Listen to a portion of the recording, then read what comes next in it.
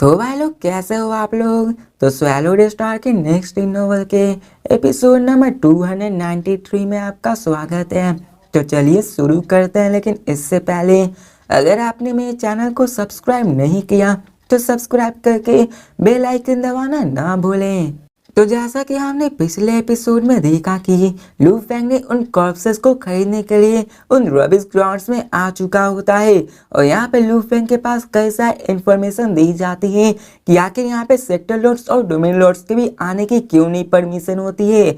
अब यहाँ पे वो कहते हैं कि सेक्टर लॉर्ड बंदे और डोमेन लॉर्ड्स के बंदे भी यहाँ नहीं जा सकते हैं, लेकिन लू फेंग प्राइमरी रीजन का मेंबर है जिसके पास हाई अथॉरिटी है, इसलिए वो अंदर जा सकता है क्योंकि यहाँ पे नॉर्मल सेक्टर लॉर्ड्स के बंदे दूसरों को कंट्रोल कर सकते हैं और अपने अंदर अनडाइंग बैंक्स को हाइड कर सकते हैं और यहाँ पे वो लाके इन अनडाइंग बैंक को छोड़ के उन सारे ट्रेल्स को रख सकते हैं। यहाँ पे लू फेंग इस्तेमाल करते हुए कहता है कि लॉन्गजून एम्पर, क्या आप ये वॉरी नहीं करते हैं कि मैंने भी अपने अंदर यहाँ पे अनडाइंग बंदे को लाया हुआ होगा। तो यहाँ पे लॉन्गजून एम्पर लू फेंग की तरफ देख कर कहते हैं कि तुम यहाँ पे तुम्हारे पास हाई अथॉरिटी है प्राइमरी रीजन मेंबर की, और यहाँ पे जब तुम यहाँ पे चोरी करने की कोशिश करोगे तो तुम पूरे की पूरी ह्यूमैनिटी के द्वारा हंट आउट किए जाओगे और तुम कभी भी वापस लौटने के लायक नहीं हो। और क्या तुम ऐसा करने की सोच भी सकते हो। तो यहाँ पे लू फेंग क्या था कि क्या होगा अगर मेरी सोल किसी के द्वारा कंट्रोल की गई होगी।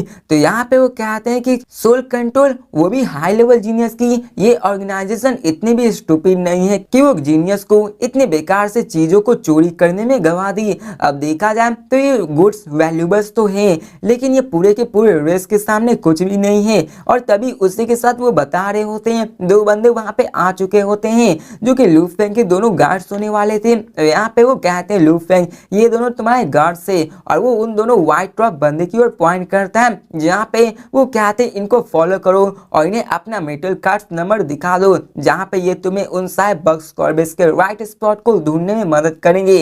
और रही बात डार्लिन की, तो मेरे साथ ही रहेगा क्योंकि यहाँ पे रूल के मुताबिक कोई भी अनडाइंग बिंग अंदर जाने के लिए अलाउ नहीं है, यहाँ तक कि मैं भी इसके अगेंस्ट नहीं जा सकता हूँ, इसलिए मुझे माफ करना, तुम्हें अकेले ही जाना पड़ेगा इन दोनों बंदों के साथ जो कि तुम्हें रास्ता दिखाएंगे।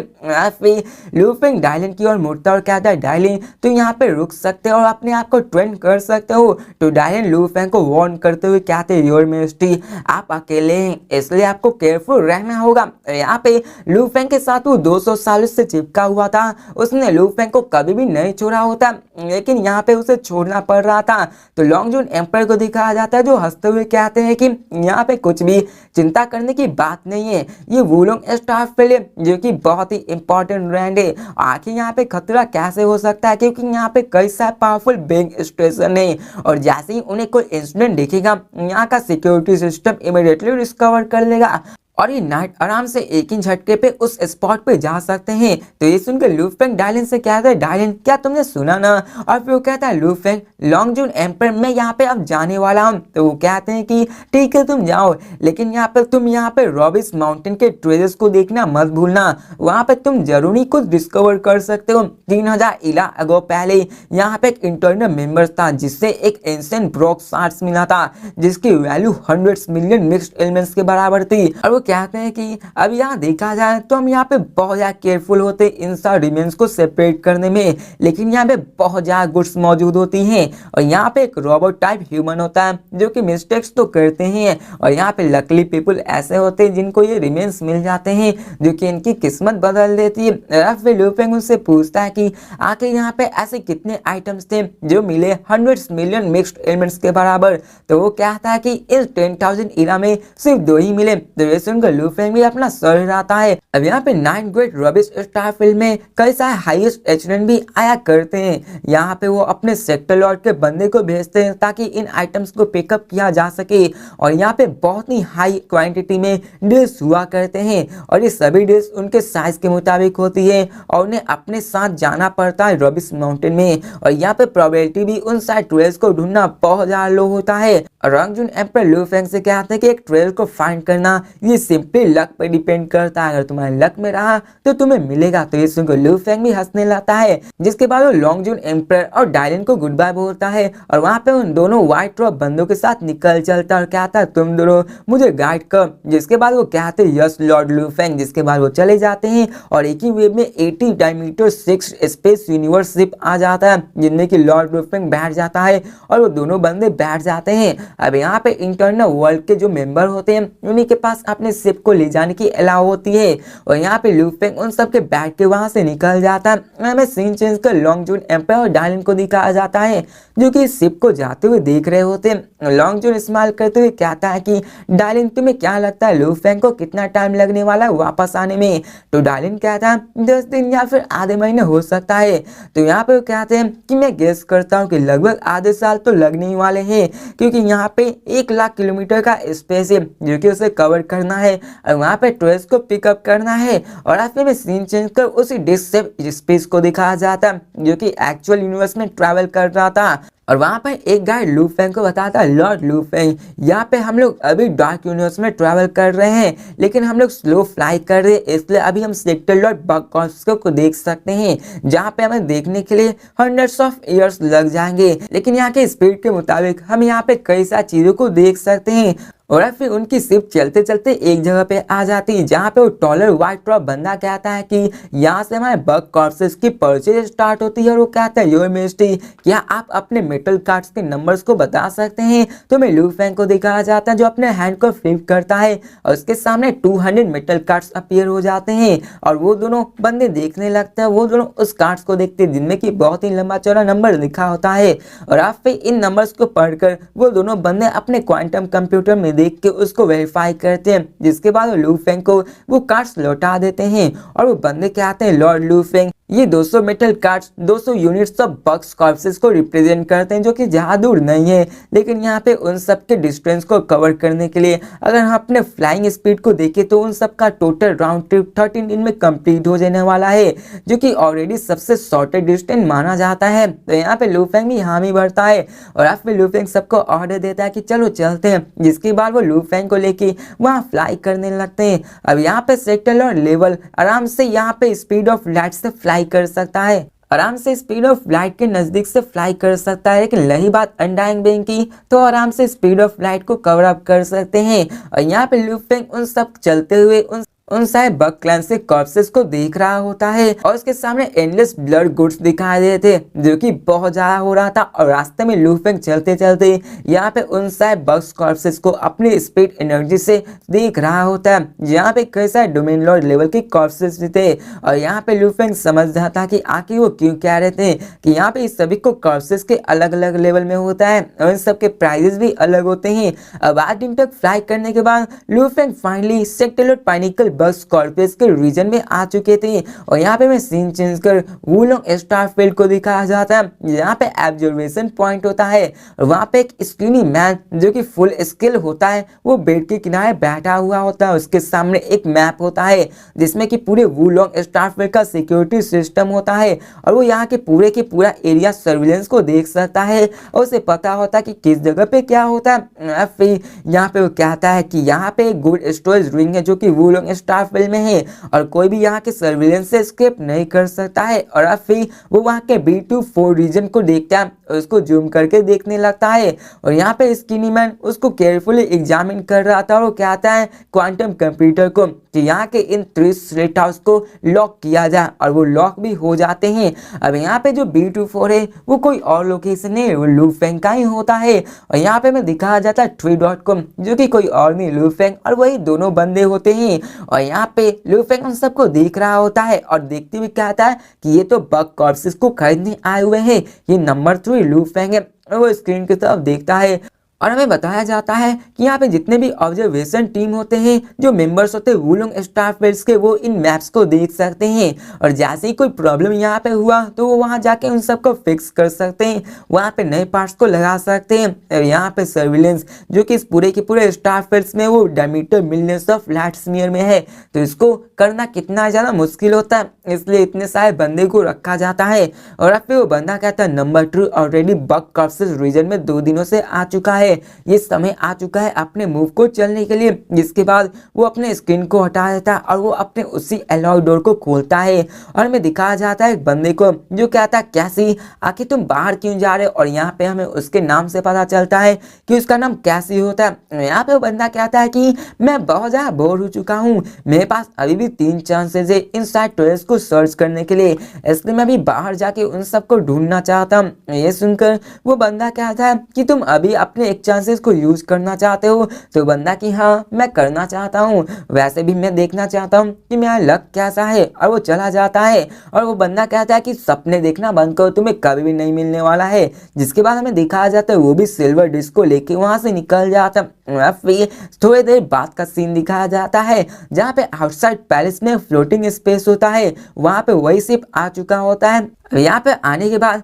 कोई भी गार्ड उस पर सस्पिशियस नहीं फील करता है क्योंकि वो अंदर ऑर्गेनाइजेशन के ही काम करता है। और हमें दिखाया जाता है एक बंदे को जो कहता है कैसी आखिर तुम यहाँ पे क्यों आए हो, तो बंदा कहता है मैं बस बोर हो चुका हूँ और मैं बस अपने लक को रबिश माउंटेन पे ट्राई करना चाहता हूँ। और यहाँ पे दिखाया जाता है कि वहाँ पे कई सारे बंदे बैठे हुए होते हैं और वहाँ पे स्किनी बंदा जो बैठा हुआ था वो कहता है चलो मैं तुम्हें एक वर्ल्ड रिंग देता हूँ, और वो कहता है तुम्हारे पास 3 चांसेस है इस ट्रेजर्स को ढूंढने के लिए और तुम्हारे पास इससे ज्यादा नहीं मिलने वाला है। तो यहाँ पे बंदा कहता है ठीक है, और फिर वहाँ पे कहता है व्हाइट बंदा कैसे होल्ड ऑन करो, जहाँ पे फिर बाद में अपने कॉन्शियसनेस को वर्चुअल इन्वेस्ट नेटवर्क में डालने के बाद एक स्मॉल वर्ल्ड रिंग निकालता है, जहाँ पे वो उसको देते हुए कहता है कि अगर तुम्हें जितना भी ट्रेस मिले उसे अपने इंटरनल वर्ल्ड में ही रखना और बाकी के बचे हुए इस रिंग में ही डाल देना। तो कैसी कहता है रिलैक्स करो, तुम इतना लालची क्यों हो रहे हो, मुझे सब पता है, मैंने इन सबको कई बार कर लिया है।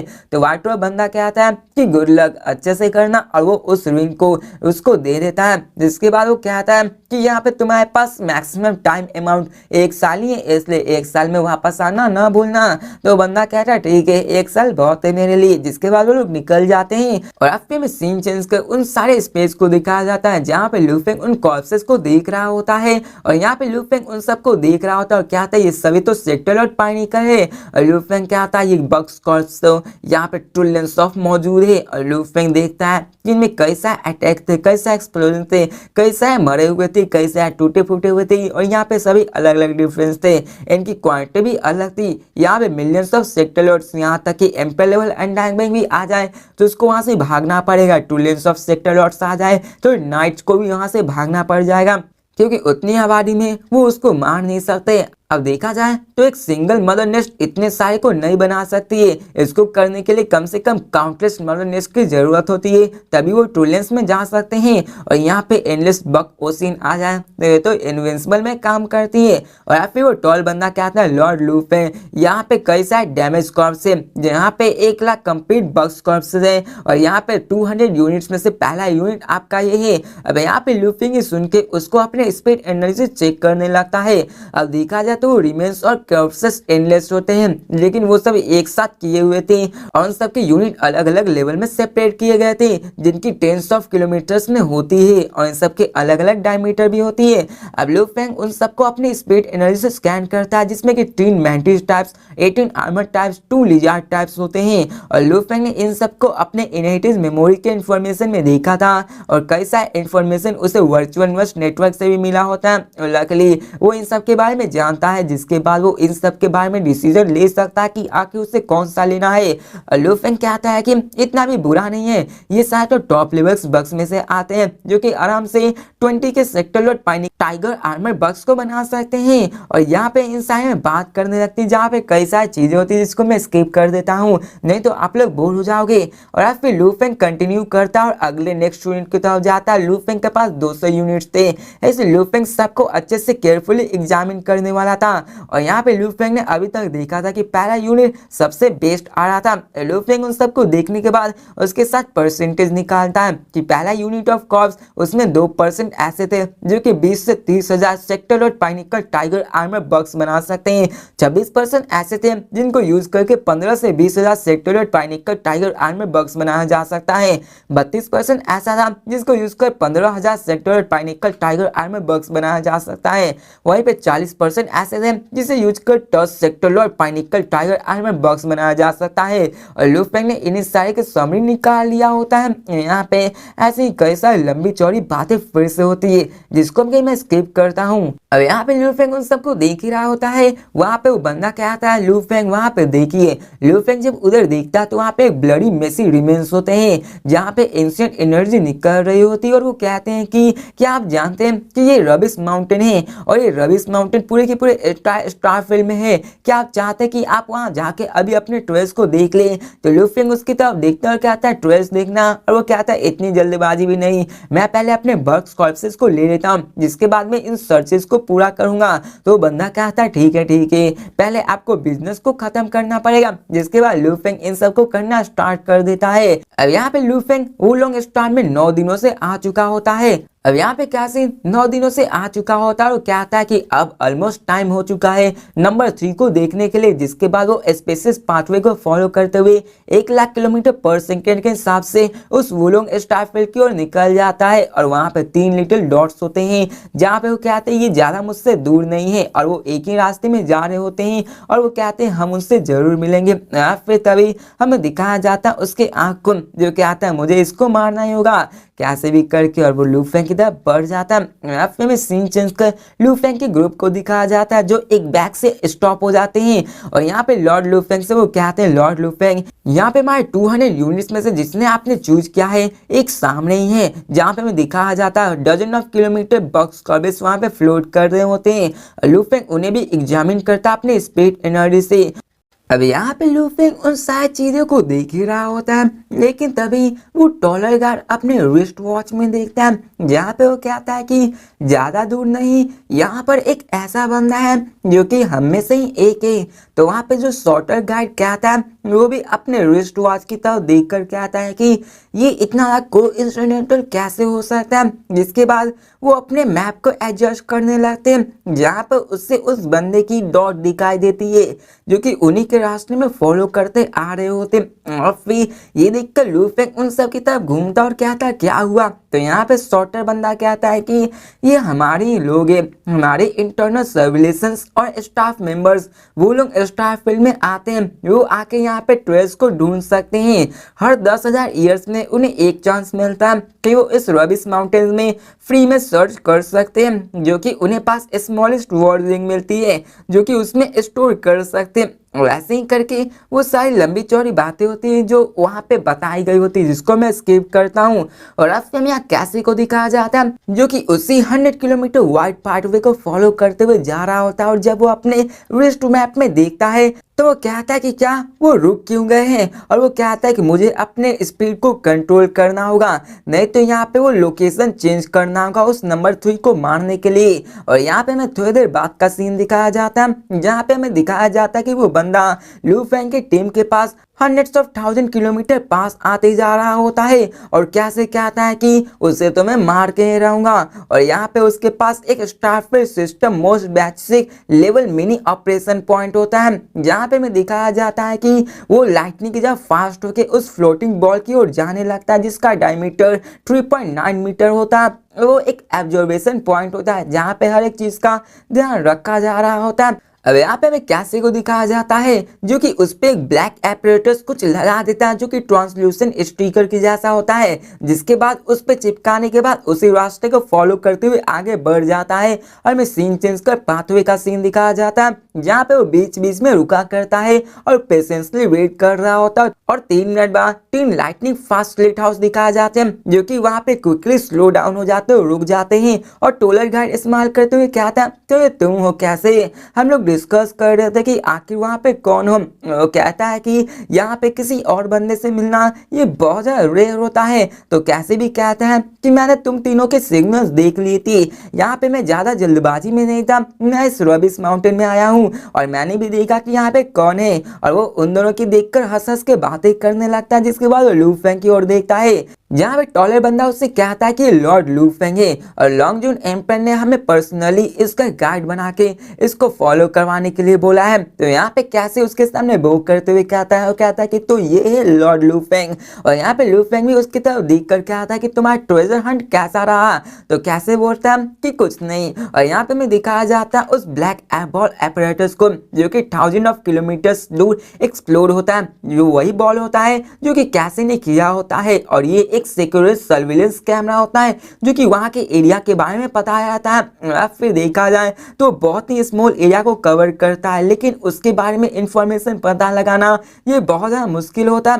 अब फिर कैसे सोचता है कि ये एपेरेटस अभी डिस्ट्रॉय हो चुकी है। यहाँ पे काउंटलेस ऑब्जर्वेशन पॉइंट है जो कि ऐसा होना बहुत ही नॉर्मल थिंग है। यहाँ पे नाइट पर्सनली आके इसको चेक करने की कोशिश नहीं करेंगे और इस नॉर्मल रिएक्शन में मुझे 90 सेकंड मिल जाएगा कि 90 सेकंड में उस नंबर 3 को मार दूं, क्योंकि यहाँ पे 90 सेकंड बाद अगर इसने उसको मैसेज भेज दिया तो 90 सेकंड के अंदर एक नाइट आकर मुझे मार सकता है। फिर में सीन चेंज कर उसी वक्त दिखाया जाता है कि जहाँ पे सिक्योरिटी सिस्टम वो लोग स्टाफ पे ऑर्डर भेजता है, जहाँ पे वो कहता है कि ऑब्जर्वेशन एपेरेटस B2446 और नंबर लिखा होता है, वहाँ पे एक जल्दी से मेंटेनेंस को भेजो, वहाँ का सिस्टम खराब हो चुका है। यहाँ पे B246656 शिप को दिखाया जाता है जो एक्टिवेट हो जाता है और उसे उस पॉइंट तक पहुंचने में भी 98 सेकंड्स लगने वाले थे। मतलब कैसे के पास अभी 98 सेकंड से लू फेंग को मारने के लिए। अब यहाँ पे वो ब्लैक एपेरेटस बॉल एक्सप्लोड हो जाता है और उसकी आवाज 1000 ऑफ किलोमीटर जाती है।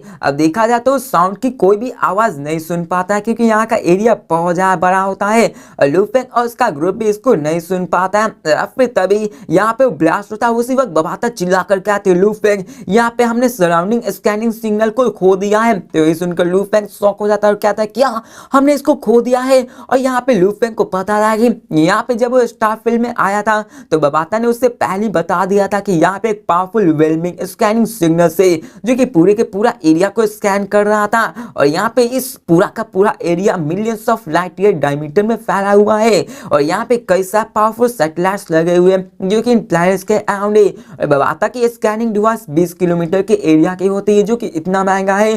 तो जानू ये इतने बड़े एरिया को कवर करने वाला कितना महंगा होगा। फिर देखा जाए तो इसकी कॉस्ट ये बहुत ज्यादा होती है। अब यहाँ पे जैसे वो डिस्ट्रॉय होता है तो बबाता को पता चल जाता है कि यहाँ का सिग्नल कंप्लीटली लॉस्ट हो चुका है और यहाँ पे लू फेंग के दिमाग को दिखाया जाता है, जहाँ पे उसके मन में कई सारे ख्याल आने लगते हैं कि आखिर ये स्कैनिंग सिग्नल सडनली गायब क्यों हो गए, क्या मेल फंक्शन करने लगा है या फिर कुछ और। लू फेंग को दिखाया जाता है जो कि और भी अलर्ट और कॉशियस हो जाता है, लेकिन तभी उसकी आंखें खुली की खुली रह जाती है और दिखाया जाता है कासे वो अपने हाथ में ब्लैक स्केल्स को लिए होता है और अभी के दरमियान वो उन दोनों बंदों से बहुत ही अच्छे से बात कर रहा होता है, लेकिन एक ही झटके में वो उन दोनों बंदे के सर को उड़ा देता है। उनके पास कोई प्रिपरेशन नहीं होता, अपने डिफेंस के पास भी नहीं होता है, वो दोनों बात ही कर रहे होते, उनके सर को उड़ा दिया जाता है, वहीं पे मार दिया जाता है, उनके दोनों लाइफ कोर को इंस्टेंटली ब्लॉक कर दिया जाता है। इन सबको होने में 0.01 सेकंड लगते हैं और यहाँ पे कैसे का सबसे बड़ा खतरा वही दोनों बंदे होने वाले थे और उसने एक ही झटके में उन दोनों को मार दिया। और यहाँ पे बबाता को दिखाया जाता है जो चिल्ला कर कहती है ये असासिनेशन, जल्दी से यहाँ भागो, जल्दी से, ये असासिनेशन, इसके पास कई सारे हिडन ट्रम्प कार्ड्स हो सकते हैं और ये यहाँ पे वो लोग स्टार फील्ड में आके ऐसा कर रहा है, ये बहुत ज्यादा खतरनाक हो सकता है। कहता है भागो, तुम्हें इसको चांस नहीं देना चाहिए, लेकिन ये बहुत ही लेट हो चुका होता है। कैसे कि ब्लेड वर्क को दिखाया जाता है जो कि एक ही झटके में दोनों सेक्टर पैनिकल को मार चुका होता है और उसके रास्ते का सबसे बड़ा कांटा हट चुका होता है। लू फेंग को भी कोई भी प्रोटेक्ट नहीं कर सकता है और यहाँ पे वो दोनों अपने उस सिक्योरिटी सिस्टम को भी रिपोर्ट नहीं भेज सकते हैं। और यहाँ पे लू फेंग कर भी सकता था तो लॉन्ग जून एम्पर को मैसेज भेज सकता है, लेकिन लॉन्ग जून एम्पर भी इतनी जल्दी कुछ नहीं कर सकते हैं क्योंकि नॉर्मली देखा जाए तो वर्चुअल यूनिवर्स को एक मेल चेक करने में 30 सेकंड लगते हैं, उसको पढ़ने में, उसके प्रॉब्लम को समझने में, उसके बाद अलार्म इन सारे पावरफुल वॉरियर्स को भेजने में, इन सबको करने में बहुत ज्यादा टाइम लगने वाला है। लू फेंग इन दोनों गार्ड्स को कॉन्टेक्ट करना, इसके लिए 20 सेकंड लगने वाले थे, इन सब के लिए बहुत ज्यादा टाइम लगने वाला है। और यहाँ पे वो क्या था, मैं हूँ सेक्टर लॉर्ड लेवल 9 का पैनिकल बंदा और तुम हो सिर्फ एक डोमेन लॉर्ड लेवल 9 के बंदे, तो मैं तुम्हें ऐसे ही मार डालूंगा। और यहाँ पे वो क्या था कि उसके पास चाहे कोई सपोर्टिंग लाइफ फॉर्म में क्यों ना हो कि उसके पास एक सोल है जो कि सिर्फ डोमेन लॉर्ड लेवल 9 का है और यहाँ पे वो अपने स्पीड अटैक को करता है और लू फेंग पे डायरेक्टली अटैक कर देता है। अब कैसे ने बहुत ही लंबे समय पहले अपने इन सारे प्लान को बना लिया था और उसने सेक्टर लॉर्ड बंदों को मारने के बाद उसने लू फेंग को मारने के लिए अपने सारे प्लान को बना लिया था और एक फॉर्मलेस स्पीड अटैक लू फेंग पे पड़ती है, उसके सोल में जाके टकराती है। एक सेक्टर लॉर्ड लेवल 9 वर्स एक sector Lord level 9 versus domain Lord level 9, इसके स्ट्रेंथ की बात करें तो ये 1000 टाइम ज्यादा होता है। अगर सोल की बात करें तो ये भी 1000 टाइम ज्यादा स्ट्रॉन्गर होता है। कोई मिराकुलस इनकाउंटर ही हो सकता है जो कि इसको डिफेंड कर सकता है। हमें दिखाया जाता है कि वो ब्रूटल अटैक कंडेंस होने लगता है, ऐसा लग रहा था कि एक अर्थ में सन क्रैश हो रहा है। आप समझ सकते हो कितनी ज्यादा पावरफुल हो सकती है। तो भाई लोग इसी के साथ ये वीडियो भी खत्म होती है। तो मिलते हैं नेक्स्ट वीडियो में और देखते हैं कि क्या लू फेंग उस सोल अटैक को विथस्टैंड कर पाता है या फिर नहीं,